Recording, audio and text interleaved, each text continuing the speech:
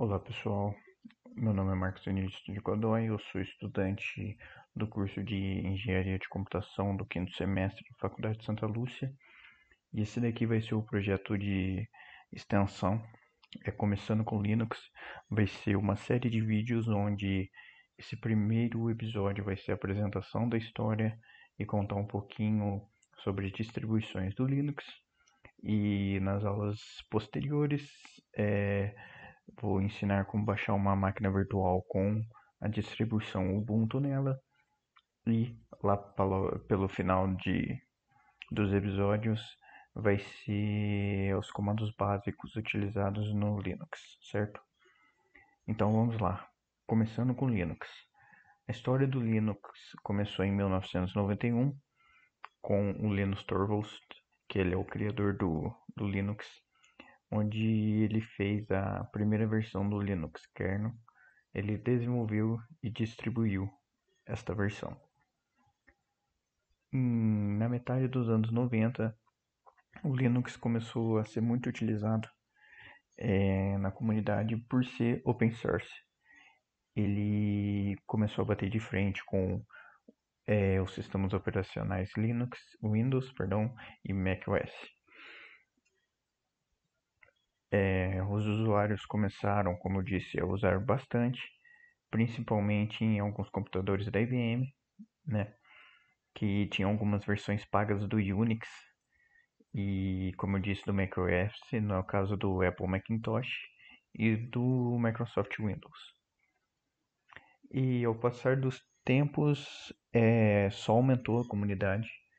Ainda hoje em dia não é muito utilizado por empresas, para usuários comuns, por exemplo, em áreas de comerciais, vendas, nesse caso são utilizados o Windows por ser um sistema operacional um pouco mais simples e mais é, utilizado por ser versátil, certo? O Linux também é fácil, para quem está começando agora, quando estiver terminando os episódios, vai ver que não tem nada de dificuldade, porém ele demanda um pouquinho de tempo para você aprender uns comandos básicos, aprender um pouco sobre as distribuições, que tem inúmeras distribuições. Porém, a partir do momento que você aprende o básico dele, ele se torna muito facilitador de vidas, tá certo? A partir das outras aulas eu vou estar explicando o porquê disso. E aqui temos algumas distribuições Linux que nós da TI costumamos utilizar a nomenclatura distro. Então, se você tiver se escutar a distro, são as distribuições do Linux. Aqui, ela nessa imagem, ela tá bem enxuta, tá? Comparado com a árvore gigantesca que tem o Linux. Eu trouxe essa imagem para facilitar no entendimento e não ser muita informação na primeira aula, tá certo? Começando com o Debian, que o Debian é extremamente utilizado em servidores por questões de segurança, tá? E depois ele foi derivado do Ubuntu, que o Ubuntu vai ser o que a gente vai utilizar aqui nas aulas por ser uma distribuição um pouco mais simples. Ela já tem uma interface gráfica até bem conhecida na comunidade. E também o Ubuntu é o ponto de entrada para quem quer aprender o Linux. Primeira pessoa que começa com Linux já lembra do Ubuntu, tá? Então por isso a gente vai estar utilizando o Ubuntu. Porém o Debian é muito parecido, que tem alguns comandos básicos que é o mesmo comando, tá? Mais para frente, como eu disse, eu vou estar mostrando um pouquinho da diferença. Aí entra na parte do OpenSUSE também, que eu vou estar explicando um pouco mais para frente, que ele já é um pouquinho mais complexo de entender comparado com o Debian Ubuntu, que como vocês podem ver já tem algumas outras árvores. E a Red Hat, que é a empresa que utiliza